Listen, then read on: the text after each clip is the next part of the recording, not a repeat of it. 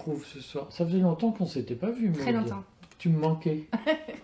Je voulais te faire venir à la réunion, mais tu étais prise. Non, ouais. Je voulais qu'on parle de deux choses aujourd'hui qui sont en réalité beaucoup plus liées juridiquement, pas sur le fond qu'on ne croit. C'est l'affaire Brigitte, dont tu es avocate, mais tu vas nous en dire trois mots. Mais je voulais qu'on commence par l'affaire Palmade, parce que plein de gens sont désorientés par la procédure qu'il y a autour de l'affaire Palmade. L'histoire de je suis assigné à résidence à l'hôpital, puis je suis mis en détention provisoire à l'hôpital, puis je suis relâché. J'ai d'ailleurs pas regardé, je suis coupable vendredi, ce qu'avait décidé la chambre de l'instruction. Ouais. Elle a confirmé la décision du juge d'instruction. Alors, explique-nous, aujourd'hui, c'est quoi la situation de Pierre Palmade, puisque la juge d'instruction a confirmé, la chambre d'instruction a confirmé la décision de la juge d'instruction. Oui, c'est pas ça. Elle n'a pas suspendu les effets. Alors, bon, explique-nous. C'est très compliqué et on va essayer de faire simple. Alors, en matière de détention provisoire, d'abord, on a des considérations qu'il ne faut pas oublier, même si on peut considérer qu'elles sont prises un petit peu au pied de la lettre pour quelqu'un de connu, un peu moins pour d'autres. On va déjà les poser.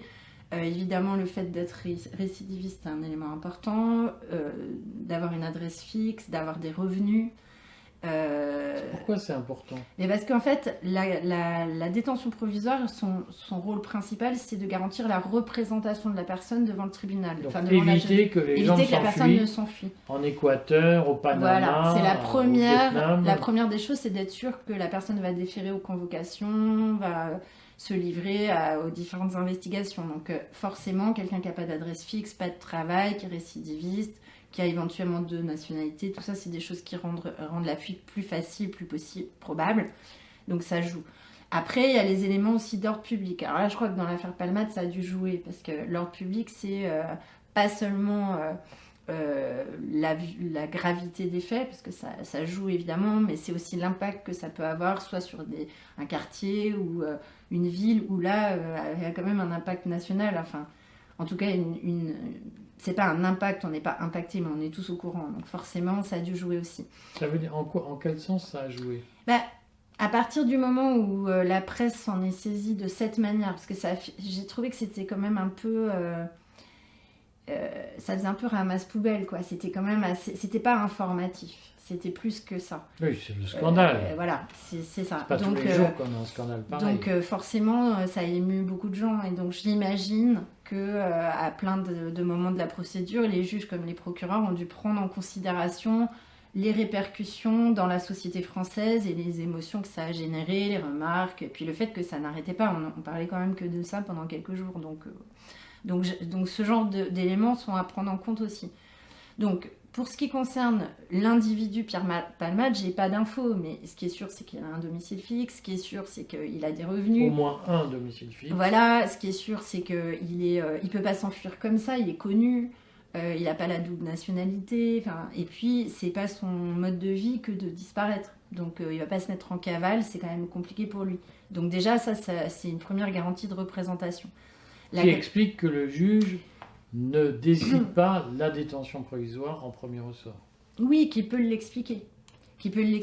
Après, ce qu'on peut savoir dans la presse, alors c'est sûr, ça dépend quelle presse, etc. Mais apparemment, il avait d'une part besoin de traiter son addiction, ce qui est pas idiot. C'est-à-dire que le mettre sous contrôle judiciaire ou l'assigner à résidence, c'est aussi une manière de contrôler sa consommation, de contrôler ses agissements en termes, de disparition des preuves ou que sais-je, ça permet quand même de le repérer. Et puis, semble-t-il, il aurait eu des problèmes de santé assez importants, ce qui en général entraîne une expertise judiciaire, puisque si on fait valoir un problème de santé en matière de détention, automatiquement il y a un expert médical, au moins un, qui vérifie dans le dossier et parfois en faisant une expertise vraiment physique de la personne qui décide si c'est vrai ou pas. On l'a entendu dans d'autres dossiers pour d'autres situations, exécution de peine ou autre. Voilà, donc tout ça, c'est des éléments qui sont à prendre en compte. Évidemment, la notoriété de quelqu'un joue aussi. On va pas, mais il faut le prendre dans l'autre sens, c'est-à-dire que oui, plus on est connu et plus on a une vie relativement transparente, et moins on va en prison, mais pas parce que seulement on a de l'argent, non, parce que, encore une fois, les ressources sont connues, la personne ne peut pas s'enfuir aussi facilement que Monsieur Dupont qui va passer une frontière, enfin, voilà, c'est tous ces éléments-là. Après, en matière d'accident de la route, parce que c'est ça aussi, en matière d'accident de la route, on a très rarement des détentions, aussi graves en soient les conséquences. Donc c'est important. C'est pas palmade. Après, on a un autre élément qui a joué, c'est cette difficulté autour du fœtus. Les gens en ont beaucoup parlé, est-ce qu'il y a homicide involontaire ou pas? Alors effectivement, il y a une très vieille jurisprudence de la Cour de cassation qui dit qu'un enfant, tant qu'il est dans le ventre de sa mère, n'est pas une personne. Et on comprend parce que c'est en fait pour permettre l'avortement, il ne faut pas que le fœtus soit une personne, sinon c'est un meurtre. Enfin, voilà, il faut une certaine cohérence. Donc en fait, l'enfant à naître en fonction du nombre de mois, enfin de semaines de gestation, et aussi de son triste sort ou pas, c'est-à-dire est-ce qu'il va respirer ou pas au moment où il est accouché, tous ces éléments vont déterminer. D'où l'enjeu, il a vécu 30 minutes voilà. Après l'accouchement. C'est ça. C'est-à-dire que effectivement, si l'enfant naît viable, au moins pendant le laps de temps, même si c'est quelques minutes, il est reconnu comme une personne avec son patrimoine juridique et donc protection de ses droits, donc potentiellement ça peut être un homicide involontaire. Donc tous ces éléments ont été aussi pris en compte parce que les différents stades de la procédure ne permettaient pas forcément la même analyse. Et puis par-dessus, c'est greffé ce problème de pédopornographie, donc ça fait que aggraver effectivement le ressenti du public. Mais là aussi, bon, triste tradition française, c'est le genre de sujet pour lesquels il y a rarement de la détention préventive, sinon jamais. Et encore moins souvent des peines fermes prononcées. Donc il faut aussi prendre ça en compte, c'est-à-dire que le juge qui va infliger une détention provisoire a aussi de la visibilité sur la peine à venir. Pourquoi? Parce que si finalement les tribunaux ne prononcent jamais de peine ferme sur ce genre de sujet, bon, on comprend bien que la détention provisoire s'imputera sur rien et qu'elle peut apparaître comme une présanction, justement parce qu'un juge d'instruction trouverait que c'est trop laxiste au niveau du tribunal, viendrait mettre en détention provisoire en disant, bon, au moins il aura fait ses 6 mois, c'est déjà ça.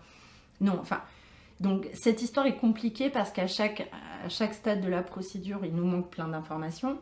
Aussi parce qu'on a tendance à dire que parce que c'est une personne connue, il a un traitement de faveur, ce qui n'est pas exclu, on ne va pas se leurrer, mais là, en tout cas, moi, ça ne m'a pas spécialement choquée par rapport à ce que j'ai déjà vu.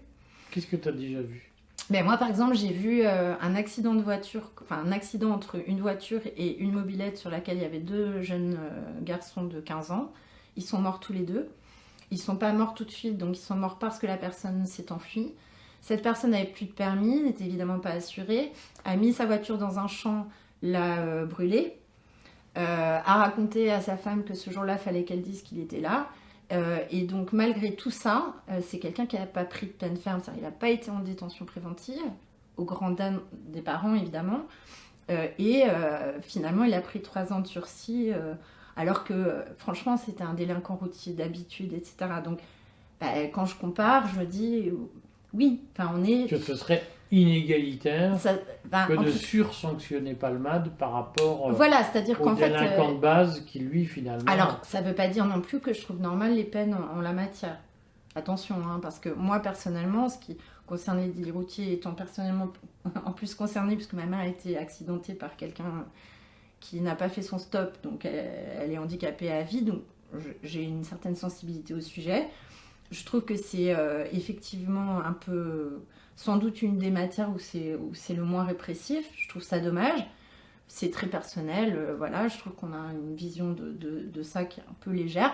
Surtout qu'à la base, la personne qui conduit en état d'ébriété ou sous emprise de n'importe quelle drogue ou médicament même, hein, parce que voilà, on a aussi le problème des médicaments, c'est quelqu'un qui a fait un acte volontaire à la base.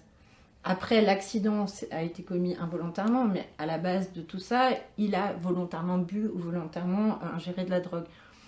Du coup, pour moi, c'est vrai que c'est pas normal. Et puis pour les familles, c'est horrible parce qu'il n'y a pas le sentiment que justice est passée. Non, on n'a pas ce sentiment du tout. Mais bon, c'est la tradition aujourd'hui. En tout cas, peut-être aussi parce qu'on a un pays de tradition d'ébriété au volant. C'est peut-être ça aussi. Ou ailleurs. Oui. Enfin, en tout cas, le fait est que c'est comme ça que ça fonctionne chez nous. Et donc, le traitement de palmade, il est ni totalement laxiste, ni totalement sévère. Après, que la cour d'appel, dans un premier temps, moi, c'est ça ce que j'ai trouvé intéressant. On n'a pas les décisions. Ce que j'ai trouvé intéressant, c'est le retournement de la cour d'appel au départ. Donc, la cour d'appel dit non, il va aller en prison. Est-ce qu'à ce moment-là, il y a eu un élément clé qui a fait que la cour a dit... Parce qu'on, quand même, souvent, la cour d'appel de Paris confirme les décisions des juges d'instruction ou des juges des libertés de la détention. Puisqu'en fait, le juge d'instruction peut placer la personne sous contrôle judiciaire, mais c'est le juge des libertés de la détention qui peut le placer en prison. Donc le juge d'instruction peut le libérer ou peut le mettre sous contrôle judiciaire au départ, et c'est le juge des libertés qui décide de la détention. C'est que ce juge-là. Du coup, le parquet a fait appel, ce qui est déjà assez étonnant, et la cour d'appel a dit non, on le met en prison. Qu'est-ce qui s'est passé à ce moment-là pour qu'il soit placé en détention et que brutalement, tout de suite après, il y ait ce retournement? Parce que c'est quand même tac, tac, tac, c'est vraiment un enchaînement. Il y a dû y avoir quelque chose dans le dossier, tout simplement. Qu'est-ce qu'il y a pu y avoir dans le dossier? Je pense que l'état de santé a pu jouer. C'est-à-dire que moi, ce dont j'ai eu l'impression, c'est qu'au départ, l'état de santé a été peut-être invoqué de manière un peu trop légère et que ça a vexé la cour d'appel. C'est-à-dire cette histoire de il est à l'hôpital, mais en fait on le voit se balader. Il y a quand même eu dans la presse. Voilà. On l'a vu sortir de l'hôpital, il avait l'air plutôt en forme. C'est un peu ça qu'on a vu. Donc si c'est ça, effectivement, il est très vraisemblable que la cour se soit dit non, il se fiche de nous. Du coup, il a un médecin complice qui voilà. couvre. C'est un dossier de complaisance, c'est parce que c'est lui, donc il y a peut-être eu cette réaction-là. Ce qui est possible aussi, c'est que la cour ait voulu marquer le coup, sachant que derrière, il n'allait pas rester longtemps, et que de toute façon, il n'allait pas aller physiquement dans une prison.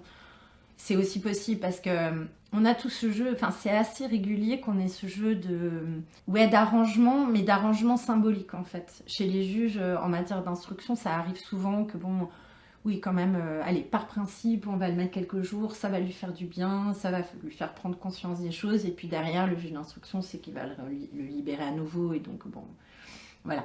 Là, ce qui s'est passé, c'est que donc la cour la place en détention. Finalement, dans le délai qui lui était octroyé, le juge d'instruction a reçu une nouvelle demande de mise en liberté et l'a placé sous contrôle judiciaire. Le parquet a de nouveau fait appel en urgence, donc quand même le parquet voudrait qu'il soit en détention, il y a quelque chose.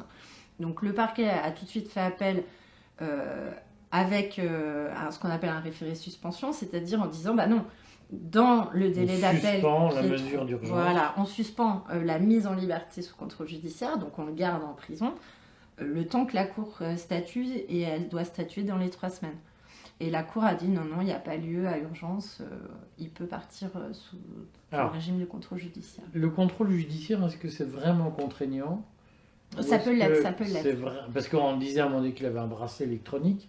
C'est quoi la contrainte d'être sous contrôle judiciaire assigné en résidence dans un hôpital avec un bracelet électronique? Est-ce que ça permet de sortir comme on veut? Non.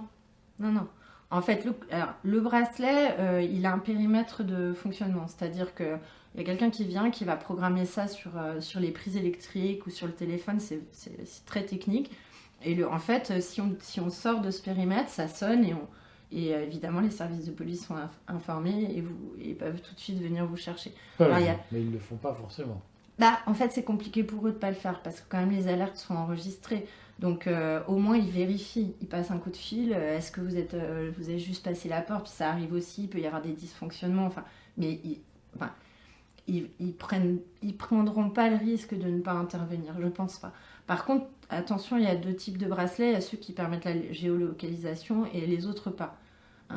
Je crois qu'à Paris, il n'y en a pas beaucoup en géolocalisation, donc la plupart du temps, c'est juste, c'est comme un collier de chien, quoi. Ça passe et ça sonne, c'est tout bête. Mais on ne sait pas où on est. Mais on ne sait pas où on est. La police peut pas dire j'envoie une Non. patrouille à Non. tel endroit Non, pour le récupérer. non, la première chose qu'ils font, c'est comme je te dis, ils appellent, ils vérifient qu'il n'y a pas de problème technique. Si la personne ne répond pas ou si en effet un tiers leur confirme que la personne n'est plus là, ils se mettent à le chercher et très vite normalement. Voilà, ça c'est l'idée. Donc oui, c'est quand même contraignant. Deuxièmement, dans le contrôle judiciaire, il peut y avoir plein de contraintes qui s'ajoutent. En effet, par exemple, l'absence de ne pas consommer de drogue, être soumis à des examens médicaux, se soumettre, par exemple, rendre son passeport, c'est tout bête, mais ça joue aussi et ça peut être important parce que du coup, on ne peut pas circuler hors de France. Il peut y avoir des contraintes de tous ordres. Donc le contrôle judiciaire, ça peut être assez, ça peut être assez contraignant. Ça peut même être une solution alternative à la prison pour tout le monde qui est pas anodine. Ah oui. Et puis moi, j'ai des clients qui ont été sous bracelet pendant très longtemps, sur du long terme. C'est très, très, très pesant. Pourquoi ? Et parce qu'en fait, on se croit libre, mais on l'est pas. C'est-à-dire que, par exemple, si vous devez réintégrer, moi j'ai vu des exécutions de libération conditionnelle sous bracelet, où la personne devait être à 17h chez elle, jusqu'au lendemain pour embaucher, je veux dire, ça paraît rien, mais être coincé dans son appartement tous les jours, de telle heure à telle heure, ou le week-end, ou que sais-je, non, c'est contraignant. Alors évidemment, nous, ça ne nous impressionne pas, mais c'est objectivement contraignant. Et puis, la prison, on a une approche de la prison qui est très particulière. Moi, je suis plutôt contre la prison. Même pour des gens qui ont fait des choses. Tu es de gauche ? Non, c'est pas le sujet, mais parce que j'ai beaucoup fréquenté les prisons pendant 25 ans pour avoir eu des clients là-bas. C'est des endroits qui sont destructeurs de la personne. Au-delà, la nécessité d'une sanction, ça me paraît logique, mais il ne faut pas oublier que les gens sortent. Tout le monde sort de prison en France. On n'est pas aux États-Unis. Il n'y a personne qui va faire sa perpète. Voilà, c'est pas possible. Ce qui veut dire que l'intérêt de la société, c'est que les gens qui sortent de prison soient le plus insérable ou le plus inséré possible et le moins fou. Sinon, ça va pas. Ça fonctionne pas ensemble. Donc, il faudrait un milieu qui soit pas seulement privatif de liberté, mais qui soit aussi qui permette la réinsertion ou en tout cas peut-être le suivi des gens. Je sais pas, mais en tout cas pas un endroit destructeur comme ça. C'est hyper destructeur la prison. Donc, de toute façon, je suis toujours contente quand quelqu'un n'y va pas. Maintenant, il faut voir comment on formalise la sanction, quoi. Et là, on n'est pas au stade de la sanction. Même si nous tous, on se dit, il est coupable, il l'a fait, etc. Mais il bénéficie de la présomption d'innocence. On n'est pas au stade de la sanction. On est au stade de la représentation devant le juge d'instruction. Être sûr qu'il va participer à l'instruction. Être sûr qu'il va se présenter devant la juridiction de jugement. C'est ça qui compte. C'est uniquement sur ces critères qu'on doit statuer. Donc, ce que tu nous dis, c'est que l'assignation à résidence sous contrôle judiciaire, c'est pas une partie de plaisir. Non. Et c'est pas une façon de lui garantir une retraite dorée. C'est pas un tapis rouge et ça peut même être pour lui beaucoup plus embêtant. Enfin, c'est pas plus embêtant que la prison, mais en tout cas, ça doit pas être simple pour quelqu'un comme lui, qui a quand même sa liberté de mouvement, qui manifestement a fait la fête bien, voit des potes, consomme des stupéfiants. Enfin, si c'est le cas, oui, ça peut être... pour le coup, il est en désintoxication forcée. Donc, à la limite, c'est peut-être ce qu'il y a le mieux pour nous et pour lui. Sans doute, en tout cas, ça évite qu'il reprenne le volant dans cet état-là. Donc, moi, je trouve que ça fait du sens, en fait. Et c'est ça aussi. Il faut voir, même si c'est lui, même si tout le monde en parle, il faut toujours se poser la question, est-ce que la décision de justice fait du sens par rapport à l'acte commis et par rapport à la personne qui le commet? Parce que les décisions de justice qui ne font pas de sens, on le sait, sont mal prises par tout le monde. Et en général, ce qui est extraordinaire, c'est qu'elles sont mal prises par tous les maillons de la chaîne. Donc là, pour moi, ça fait somme toute du sens, oui. Ouais.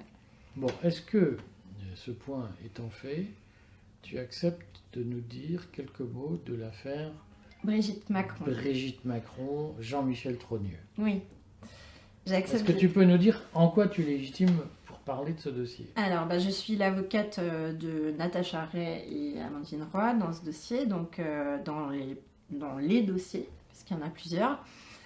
Donc déjà, pour que ce soit un peu plus clair pour tout le monde, il y a trois procédures. Une procédure à Lisieux qui concerne les époux Hozière. Donc les époux Hozière sont les personnes que Natacha avait désignées comme étant possiblement la maman des enfants Trogneux et le substitut du mari de Brigitte qui n'existerait pas. Alors, je ne fais que répéter sa thèse. La thèse de qui? La thèse de Natacha Ray. Donc ça, c'est ce qui a été exprimé dans la vidéo qui a posé problème à Macron. Donc les Hozière ont cité en diffamation Natacha Ray et Amandine Roy devant le tribunal correctionnel de Lisieux. Cette procédure est en appel. Ouais, c'est sur quel sujet? Alors le sujet, c'est à Lisieux, parce que pour que les gens comprennent, il faut comprendre. Il y a 3 dossiers sur 3 sous-dossiers différents, voilà, d'une certaine façon. Voilà, à Lisieux, c'est encore ce qu'il y a de plus simple, c'est atteinte à l'honneur et à la réputation de monsieur et madame Hozière, qui vivent donc là-bas en Normandie, pour avoir été désignés comme madame la mère des 3 enfants de Brigitte Macron, qui en serait donc le père, puisque ça serait un homme, donc elle n'a pas pu avoir des enfants, voilà. Et le mari de madame Hozière étant le membre de la famille qui permet de couvrir le mariage, de couvrir tout ça, c'est-à-dire comment sur les photos... Je vais encore faire frémir Jonathan Moadab de Valeurs Actuelles, qui va m'expliquer que je suis complotiste et qui va faire une campagne de dénigrement partout dans Paris pour dire qu'il ne faut plus me parler, mais la thèse, c'est quoi? C'est que, selon Natacha Ray, c'est que Brigitte Macron serait en fait un homme qui aurait fait un enfant avec Madame Hozière. C'est ça qu'elle soutient. C'est ça. Madame Hozière ayant un mari de couverture. Oui, en fait. J'ai rien compris au truc. Je le dis à Jonathan Moadab, j'ai rien compris au dossier en fait. Non mais en fait, c'est pas ça. C'est que si on suit le point de départ, c'est que Madame Macron aurait été un homme à la naissance. Voilà. Donc si Madame Macron était un homme à la naissance, et en l'occurrence celui qu'on appelle Jean-Michel Trogneux, c'est-à-dire son frère, bon, c'est pas toi, c'est donc ton frère, voilà, c'est un peu ça l'idée. C'est biblique. Donc si elle est née homme, par définition, elle n'a pas pu être maman. Mais si elle est née homme, il lui a fallu une maman pour faire ses 3 enfants. Voilà. Donc, partant de l'idée qu'éventuellement Mme Macron serait née homme, Natacha Ray a cherché qui est donc la mère. Et en cherchant la mère, elle est tombée dans cette constellation de la famille Hozière, qui est donc quand même le nom des 3 enfants de Mme Macron. Il s'appelle Hozière, donc par le mariage qu'elle a elle-même. Parce que Mme Macron a épousé en première noces un Hozière. Donc elle a eu 3 enfants. Et ces 3 enfants portant le nom d'Hozière, Natacha s'est dit, bon, bah, dans les Hozières, il y a qui, il y a quoi, etc. Alors après, il y a une embrouille de prénoms, de je sais pas quoi. Bref, elle est tombée sur ce couple et elle a imaginé... Je l'ai dit, il faut quand même chercher...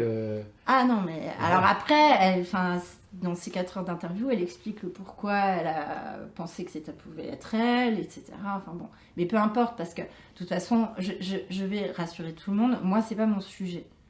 Je ne sais pas, mais en plus, c'est pas mon problème et c'est pas mon sujet. Est-ce que ça... Attends, parce que question. Mais sur le fond, est-ce que ça intéresse beaucoup de gens? Parce que moi, ma conviction, c'est qu'en gros, tout le monde s'en fout. Non, mais moi, cette affaire de famille qui ne regarde que la vie privée des Macron, des Trogneux, est-ce que c'est important pour des gens? Est-ce qu'il y a des gens pour qui c'est important? Pas que je sache, moi, j'ai pas de... Voilà, moi, personnellement, j'ai pas... Non, mais je suis... En premier lieu, ça ne m'intéresse pas non plus, en vérité. Il faut qu'on soit bien clair. Et c'est tout, d'ailleurs, c'est tout l'intérêt de ces procédures, c'est de pouvoir parler tout sauf du sujet. Donc, c'est parfait. En réalité, pour moi, il n'y a pas de sujet. Et ce qui est intéressant, c'est qu'en effet, les 3 procédures qui ont été lancées sont hors sujet aussi. C'est-à-dire que du coup, on n'aborde jamais la question qui a pu intéresser ou pas, d'ailleurs, certaines personnes peut-être isolées ou peut-être beaucoup de gens, ça ne sert à rien du tout. Mais le sujet de fond qui est effectivement l'opération ou pas de Madame Macron, C'est jamais dans le dossier. Donc on n'en parle pas.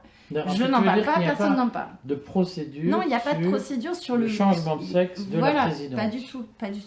Pas du D'accord. tout. Alors donc, à Lisieux, c'est quoi qui est Donc attaqué? à Lisieux, ce qui est attaqué, c'est le fait d'avoir prétendu que Madame Hozière était la mère des 3 enfants de Madame Macron et que son mari, Jean-Louis Hozière, aurait été ou pas Prête-nom. L'homme de paille. Voilà, l'homme de paille pour cacher un André-Louis qui n'existe pas. Bon.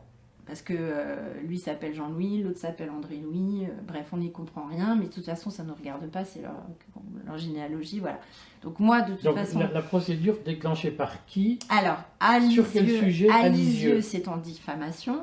Sur quel sujet? Sur exclusivement le fait que Madame Hozière serait ou pas la mère des 3 enfants, donc Tiffaine Laurence et Sébastien Hozière, enfants de Brigitte Macron, et sur le fait que Jean-Louis Hozière serait ou pas le faux André-Louis, c'est-à-dire l'homme qui apparaît sur les photos à la place de son neveu. Pourquoi c'est à Lisieux et qui Parce qu'ils habitent là-bas. Qui? Alors, les Hozière habitent en Normandie, donc ils relèvent du tribunal correctionnel de Lisieux. C'est eux qui sont à l'origine de la procédure. Ils ont fait une citation directe de Natacha Ray et d'Amandine Roy devant le tribunal correctionnel de Lisieux.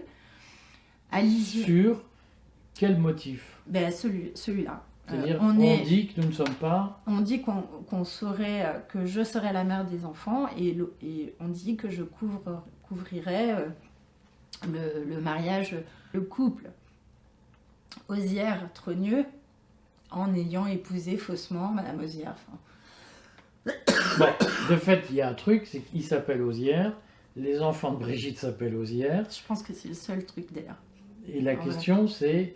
Ça veut dire quoi, c'est ce truc? Dans le sens où, de toute façon, on va pas se raconter d'histoire. Lorsque Amandine et Natacha ont reçu la citation, elles avaient un délai très court pour faire la preuve de la vérité. Amandine n'aurait pas fait, de toute façon, elle est que diffuseur. Hein. Mais Natacha l'a pas fait. Elle n'a pas fait la démarche de faire la preuve de la vérité. Alors, je précise pour ceux qui sont pas initiés, c'est qu'en diffamation, oui, on peut il y a ce qu'on appelle fait. la preuve, l'offre de vérité, si je ne m'abuse. C'est un truc, j'y ai jamais rien compris. Si, c'est mais très quand simple. on rate... Non mais on va pas rentrer... Non, mais je reste. Quand on rate l'offre de vérité, on peut plus après refaire... C'est ça, on a un délai de 15 jours à compter de la citation pourquoi? En fait, la diffamation, c'est quoi? C'est de délibérément dire quelque chose de faux à propos de quelqu'un. Il faut que ce soit délibéré. Oui, bien sûr. Sciemment, il faut sciemment dire quelque chose de faux sur quelqu'un dans le but de porter atteinte à sa réputation ou à son honneur, ou au moins une fausseté qui, dans les conséquences, aurait porté atteinte à sa réputation et à son honneur. Donc évidemment, il faut que la chose soit fausse. Si la chose est vraie, il n'y a plus d'atteinte. Voilà, c'est pour ça qu'on peut faire l'offre de la vérité, et dans ces conditions-là... Donc elle aurait pu dire, je vais vous prouver que Madame les Hozière de Lisieux Lisieux sont les parents de... Voilà. Exactement. Et elle ne l'a pas fait. Elle ne l'a pas fait, donc à l'époque, je le dis pour me dédouaner, c'était pas moi son avocat, donc c'est pas moi qui étais en charge du délai, non mais je le dis parce que... Ils sont intraitables entre eux. C'est important que les gens sachent que je ne l'ai pas fait délibérément, enfin voilà, c'était pas stratégique, mais ceci dit... Je ne sais pas si la preuve aurait pu être faite, mais elle n'a pas été faite. De toute façon, c'est terminé. Donc, il reste à Amandine et à Natacha soit de plaider la bonne foi, soit d'accepter la peine. D'accord? Simplement, à Lisieux, on a eu des problèmes de procédure qui sont niés par la partie adverse, et c'est bien normal. Je veux dire, voilà, c'est de bonne guerre. On est sur des problèmes de délai, de convocation. Est-ce que c'est réglo? Est-ce que c'est pas réglo? Donc, on n'est pas allé se défendre. Parce qu'il faut savoir qu'en matière pénale, s'il y a un problème de convocation et qu'on va au tribunal, on couvre le problème de convocation. Donc, ce que tu veux nous dire, voilà. parce que je traduis pour les gens, c'est que la convocation qui a été envoyée n'était pas régulière. Selon moi. Que donc vous n'êtes pas allé... On n'est pas allé pour ne pas prendre le risque que à l'audience. Voilà. Et que finalement, c'est cette procédure-là qui a été annulée. Non. Cette procédure n'a pas été annulée. Elles ont été toutes les deux condamnées à une amende. Et à des dommages et intérêts. 2 000 € chacune. Parce qu'elles ne sont pas parvenues à faire preuve de leur bonne foi. Exactement. Donc, elles ne sont pas venues, donc elles sont, par définition, elles ne sont pas défendues. Voilà. Faute de défense, elles sont condamnées. Voilà, on sait pas 1 500 €. Non, 2 000 chacune. 2 000 pour chaque enfant. Non, ça c'est les amendes pénales. Ouais. Et après, elles ont eu de mémoire, je crois que c'est 5 000 ou 10 000 euros par époux osière de dommages et intérêts à titre civil, mais j'ai même pas le jugement, hein, c'est la presse qui m'informe, hein. C'est intéressant. Et vous faites quoi alors vis-à-vis de Nous, cette... on a fait appel D'accord. à la cour d'appel de En Caen. plaidant l'irrégularité. Ah, on plaidera ça le 10 mai prochain. D'accord. Donc, À 8h30. on est tous suspendus à Voilà. Suspendu à la décision de la cour décision, d'appel. mais vous contestez Voilà. la régularité de la convocation. Voilà, exactement. Alors, les deux autres procédures, Les j'essaye de faire le point. les deux autres procédures sont plus simples et plus intéressantes. C'est que, donc là, pour le coup, c'est Madame Macron, son frère Jean-Michel et ses 3 enfants ont assigné devant le tribunal de Paris la 17e chambre, mais civile, en atteinte à la vie privée. Parce que dans les 4 heures Donc, c'est d'entretien... 2 procédures à Paris. Il y en a une à Lisieux, qui Voilà. est en appel, Ouais. et 2 à Paris. Voilà, donc ça c'est la procédure civile qui concerne les 5 personnes que je viens de citer. Ils sont demandeurs et ils considèrent qu'on a porté atteinte à leur vie privée et à leur droit à l'image en parlant d'eux pendant 4 heures avec des photos, avec des détails, avec des adresses, etc., des dates de naissance et que sais-je encore, qu'on a parlé d'eux pendant 4 heures et que donc c'était une atteinte à leur vie privée. C'est cette assignation-là. On peut comprendre qu'ils se, Mais de qu'ils se toute laissent pas façon, faire. de toute façon, la stratégie des gens, enfin, il y a très peu de sujets où la stratégie choisie peut être opposée. Il faut quand même, là, moi j'entends bien, il y a eu d'autres choses qui ont été dites qui n'ont peut-être pas forcément été poursuivies, mais les gens sont libres. On peut très bien laisser à un moment donné quelqu'un parler de quelque chose et puis ne pas le souhaiter la fois d'après. Ça, il y a une certaine liberté, pas surtout. Hein. Il y a des atteintes où on peut se servir du fait que ça a déjà été dit. Bon. Mais enfin, les gens font ce qu'ils veulent.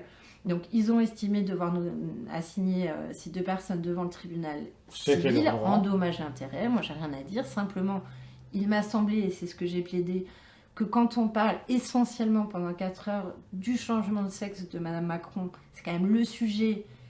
Voilà. Du prétendu changement de sexe Oui, de Madame tout à Macron. fait, qu'on prétend On qu'elle... souligne. Voilà, Voilà. je souligne, et encore une fois, c'est pas mon sujet, mais quand en tout cas, on aborde un sujet aussi grave pendant 4 heures, et j'ai trouvé ça bizarre et difficile du coup, dans la défense de Natacha et d'Amandine, de les défendre correctement quand on m'assigne et qu'on ne parle jamais de ça. C'est-à-dire, Alors, sur quoi portait l'assignation? l'assignation portait sur l'atteinte à la vie privée au motif que Natacha aurait parlé des opérations de rhinoplastie et opérations dentaires subies par Madame Donc, Macron. de chirurgie chirurgie esthétique, esthétique. qui n'ont rien à voir avec le changement de sexe. Voilà. Nous-mêmes, nous avons subi une rhinoplastie tous les deux, en même C'est temps, chez le même chirurgien. Et que concernant Jean-Michel Trenu, Natacha a expliqué qu'elle avait beaucoup enquêté sur lui, interrogé ses voisins, etc. Donc il considérait avoir fait l'objet d'une surveillance et d'investigation inacceptable et injustifiée. Et puis les enfants disaient que Natacha aurait dit dans son interview que leur mère n'était pas leur mère. Et que du coup pour eux c'était une atteinte à la vie privée. Et la difficulté c'est que on sent bien qu'on est à la limite tout le temps de la diffamation, parce que surtout pour les enfants. Non, attends, je vais simplifier pour les gens de façon outrancière. Est-ce que Brigitte Macron attaque Natacha et Amandine sur le fait qu'elles prétendent que Non. c'est un ex-homme? Non, jamais. C'est-à-dire que la prétendue, je souligne parce que moi, en plus je m'en fous, la prétendue transsexualité de Brigitte Macron ne fait pas aujourd'hui l'objet Non, d'une procédure. non. Ni civil ni pénal, jamais. Jamais. Mais c'est quand même bizarre Mais c'est un qu'elle choix. attaque sur Ouais, des trucs alors, et pas sur ça. j'entends Sur bien. la périphérie et pas sur le J'entends centre. bien. Alors, moi, ce que je dis, au-delà même Encore une fois, on le voit dans la presse. La presse, bon, de toute façon, on recopie les dépêches AFP. Mais quand on va en dehors de la presse mainstream, on voit bien qu'il y a de la critique. Oui, qu'est-ce que c'est que cette stratégie, etc. Est-ce que c'est volontaire? Est-ce que c'est justement une manière de noyer le poisson? Bon, les gens font ce qu'ils veulent. C'est vrai que moi, je ne l'ai pas pris. C'est pas mon problème, moi. Moi, mon problème, c'est de défendre les gens. Si la stratégie qui est choisie me prive de défense, là, je demande l'annulation des actes. Pourquoi? Parce que pour se défendre sur un sujet, il faut que le sujet soit abordé. Si j'explique que il s'est passé un certain nombre de choses et que je viens illustrer ce fait avec d'autres faits et qu'on m'attaque que sur les illustrations, je peux pas me défendre, puisque le vrai sujet, c'est pas est-ce que du fait que j'ai changé de sexe, il faut que je me fasse refaire des choses ou pas, c'est pas le sujet en fait. Et au fond, elle n'a pas passé 4 heures à parler de rhinoplastie. Natacha, elle en a parlé 3 secondes et demie. Mais est-ce que, attends, parce que les gens comprennent, parce que toi, c'est ton quotidien, Ouais. dossier, est-ce que, supposons qu'aujourd'hui je dise Brigitte Macron a fait une opération de chirurgie esthétique, est-ce que c'est une violation de sa vie privée? Alors, oui et non. C'est-à-dire que il faut savoir que Closer a été accusé, a déjà été condamné pour en avoir parlé. Simplement, les conditions dans lesquelles il l'avait fait, c'est qu'elle était à ce moment-là, il prétendait qu'elle était à ce moment-là à l'hôpital. Effectivement, il semble qu'ils aient donné des éléments qui permettaient de la localiser, mais quasiment le jour même. Donc, je veux dire, là, on peut comprendre. Ils disent « Oh, Madame Macron est en train de se faire opérer à du nez. » l'hôpital Intel, Mais bien rendez-vous sûr. au coin de l'avenue Bon, Molitor, là, la rue voilà. Molitor et du bidule. Après, je pense que moi, pour avoir regardé la presse, évidemment que je ne lisais pas avant, mais du coup, pour essayer d'un petit peu voir, Ça t'a fait du bien. c'était passionnant, j'ai pu voir que d'autres journaux, en effet, en avaient parlé. Et avaient parlé de ses dents, et de ses yeux, et de ceci, et de Alors, cela, attends, et parce du que ça, fait du que coup, bon, je vais bah, faire le pic. Elle a fait quoi à ses dents? Ça m'intéresse. parce que bah, peut-être que je apparemment, pourrais faire la même chose. apparemment, elle a eu plusieurs travaux sur les dents, notamment de l'orthodontie, puisque ses dents sont bien alignées maintenant. C'était pas le cas sur les photos d'avant. Enfin, voilà, mais moi, j'en sais rien. Je sais pas. Bon, et a franchement, c'est pas complètement passionnant. On a mort pas- d'homme mais sur bon. le sujet. Bon. Mais on Donc peut- elle a attaqué voilà. là-dessus. Elle a attaqué sur ça, sur les dents et sur les rhinoplasties. Bon, c'est sûr que, voilà. Encore une fois, c'est pas le sujet. Il n'est pas plus Là-dessus, intéressant elle a qu'autre chose. Mais perdu ou gagné? alors, elle a perdu parce que, pour l'instant, en tout cas, le tribunal a annulé l'assignation en considérant qu'en effet, il y avait un problème de diffamation derrière qui était camouflé par une assignation un peu bidon qui posait des problèmes.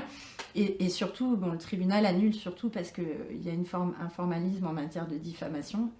Et il ne faut pas pouvoir le détourner en prétendant autre chose. Donc, enfin, voilà. Bon, ils feront peut-être Donc on est appel. sur de la technique juridique. Et ce qu'on peut retenir, c'est qu'aujourd'hui, il n'y a pas de procédure de Brigitte Macron contre Natacha Ray et Amandine Roy disant vous mentez et vous me diffamez quand vous dites que j'étais un homme.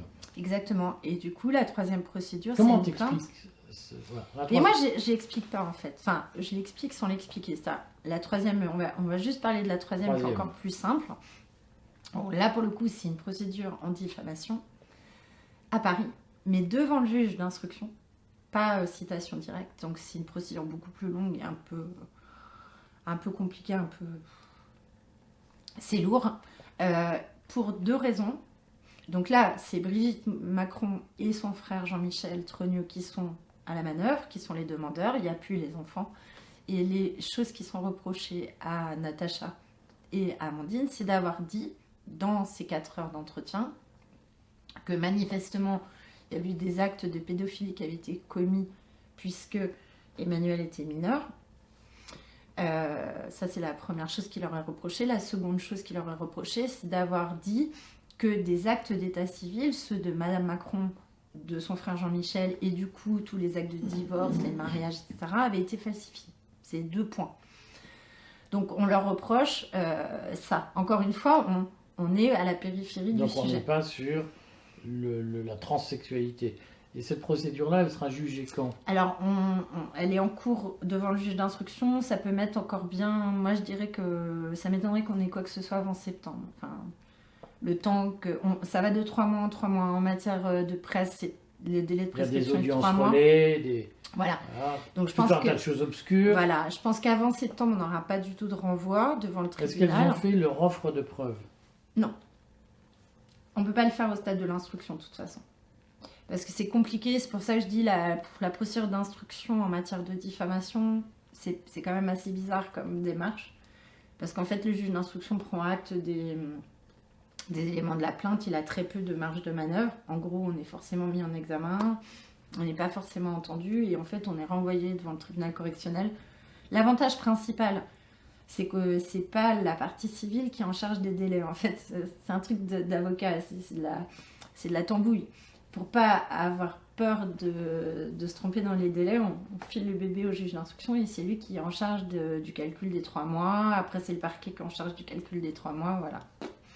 Donc ça suit son cours, mais là encore, on est sur la au périphérie, fond, toujours. sur quelque chose d'assez bénin. C'est-à-dire que, accuser de falsifier les actes d'état civil, c'est pas neutre. Non, mais c'est ça que j'allais dire. Est-ce que c'est plausible?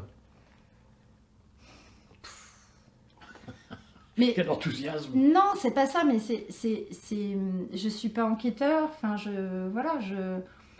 moi, j'ai aucun avis sur ça. Si on doit faire l'offre de la preuve, on la fera. Si elle est forte, ben, on gagnera. Si elle est faible, on perdra. Je veux dire, pour moi, c'est un non-sujet, en fait. C'est un dossier banal. En fait, il faut bien comprendre. Et c'est pour ça que je suis pas fan d'en parler, mais c'est quand même étrange. C'est à chaque fois. Tout le monde en a parlé. Non, mais c'est il y a une campagne de presse, de la presse subventionnée, qui a dit c'est des menteuses. Alors, il se trouve qu'elles étaient, d'une façon, la procédure était annulée, mais toute la presse les a crucifiées en disant elles sont coupables. Oui, ce qui montre qu'on, dans un souci d'équilibre. Non, moi, je vais te dire. En fait, toute cette histoire, on s'en fiche. Elle risque pas grand-chose. C'est désagréable pour tout le monde. Si elle gagne, tant mieux. Si elle perd, tant mieux. Enfin, c'est pas très grave. Ce qui me gêne, ou ce que je ne comprends pas, on va dire plutôt, parce que ça ne me dérange pas particulièrement, mais ce que je ne comprends pas, c'est la façon dont c'est titré. En fait, on peut reprocher tout à Amandine et Natacha, sauf des rumeurs transphobes. Parce que c'est titré comme ça. À chaque fois, l'AFP, et d'ailleurs, tous les journaux reproduisent strictement la dépêche AFP, il n'y a pas une virgule de plus. Qui elle-même est pas complètement impartiale. Non, elle n'est pas impartiale, mais surtout, c'est cette coloration qui est gênante. C'est-à-dire, c'est comme si pendant 4 heures, nos deux comparses, là, s'étaient assises pour dire du mal des trans. Mais en fait, elles parlent de tout sauf de ça. Elles parlent d'un sujet précis, voilà, qui les préoccupe ou pas, enfin, qui les intéresse ou pas, c'est quand même... Voilà, après, que ça ait des conséquences en droit de la presse, on est là pour ça. Je veux dire, on sait que quand on passe sur les médias, on peut être embarrassé. C'est pas le sujet. Mais il n'y a pas eu un mot de travers sur les transsexuels. Donc, elle est où la rumeur transphobe? Déjà, une rumeur transphobe, je ne sais pas ce que ça veut dire. Mais ça veut dire quand même, on leur reproche d'être transphobe. Et finalement, ce qui est ironique, alors peut-être c'est moi qui vais avoir des ennuis maintenant, mais dans mon rapport à ce titre, il y a quelque chose qui me dérange, parce que si je suis accusée d'être trans, à la façon d'Amanda Lear, quoi, on la traite de trans depuis la nuit des temps, mais elle, ça la fait rigoler. Et elle n'a pas honte. Elle dit, et alors, si je l'étais, c'est quoi votre problème? Alors, ça, pour moi, c'est effectivement une réaction, je dirais presque saine. Mais quand vous dites, comment ça, mais vous osez me traiter de transsexuel, mais c'est une honte, bah, du coup, qui est transphobe? Est-ce que c'est pas celui qui s'en émeut? Donc, je veux dire, moi, je défie n'importe qui de trouver dans les 4 heures d'entretien le moindre mot vis-à-vis de la communauté transsexuelle ou vis-à-vis de qui que ce soit, c'est pas le sujet. Donc du coup, cette récupération sous couvert de cette... Ce qui sous-entend par ailleurs que Brigitte Macron est réellement transsexuelle. C'est le paradoxe de ce titre, c'est que... Ben, je sais pas, ouais, alors, je sais pas comment il faut le comprendre. Est-ce que c'est inacceptable pour une femme qu'on puisse dire qu'elle est éventuellement transsexuelle? Est-ce que c'est insupportable? Dans ce cas-là, ça veut dire que c'est elle qui a un problème avec la transsexualité ou avec cette accusation.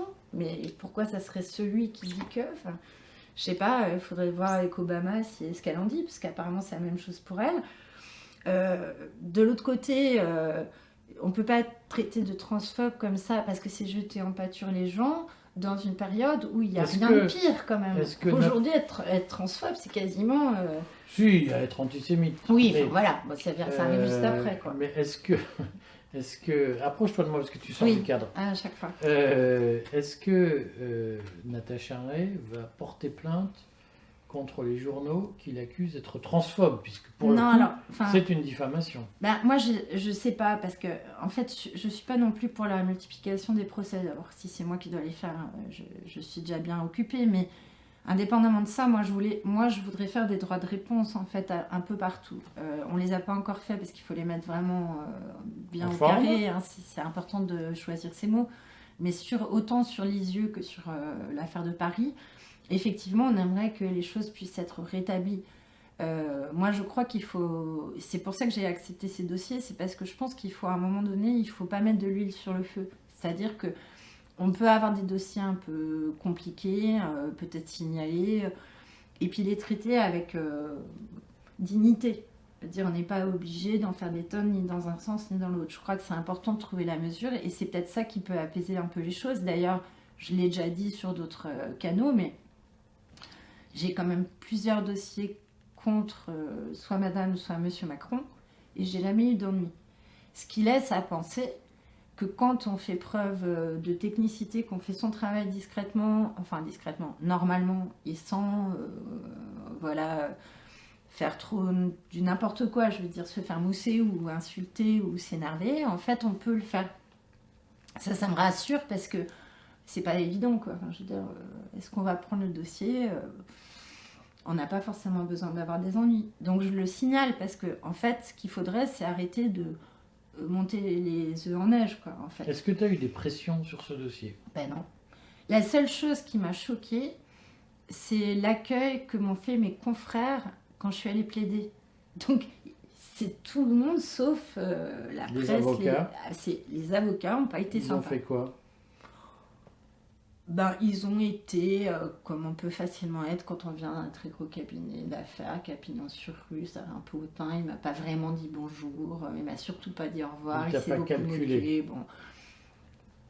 Finalement, voilà, j'ai gagné, donc c'est peut-être dommage qu'il n'ait pas été plus sympathique, surtout que je suis plutôt sympa, mais voilà, il n'avait pas envie de frayer avec moi, quoi. Il m'a un peu pris pour mes clientes, je pense, donc voilà. Ça, c'est pas agréable, mais c'est pas la fin du monde, ça arrive à d'autres et c'est un peu parisien comme comportement, donc on va le pardonner. Ah, les prochaines échéances sur ce dossier? Alors, 10 mai pour la cour d'appel de Caen. Au niveau du civil à Paris, je ne sais pas s'il y aura un appel ou pas, j'ai pas l'impression. En tout cas, l'AFP m'annonce pas d'appel. Donc ça, c'est la procédure qui a été annulée. Oui, la procédure annulée à Paris devant le tribunal civil. Là aussi, pour un problème de convocation? Non, oui, enfin du coup, c'est la convocation qui est annulée aussi. Et donc j'attends de voir s'ils vont faire appel ou pas. J'aimerais bien le savoir autrement qu'en lisant la presse, ça serait bien. Mais... En lisant Gala, c'est l'occasion de lire Gala. Et après, je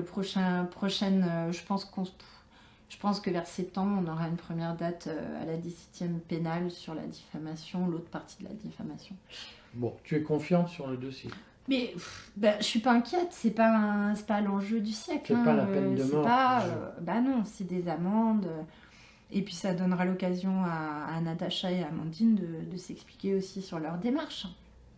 C'est toujours bien. Les juges, en plus, à 17e Paris, ils sont à l'écoute. Donc il y a des choses à dire. Bon, j'espère que tu nous en reparleras. Puis de toute façon, on t'iconise toujours. Ouais. Donc tu nous feras le point. Mais sur l'affaire Palmade, pour ceux qui n'ont regardé que la deuxième partie de la vidéo, je vous connais. Regardez comme la première partie sur Palmade. C'est important de comprendre. Merci. Merci. Maud. À bientôt.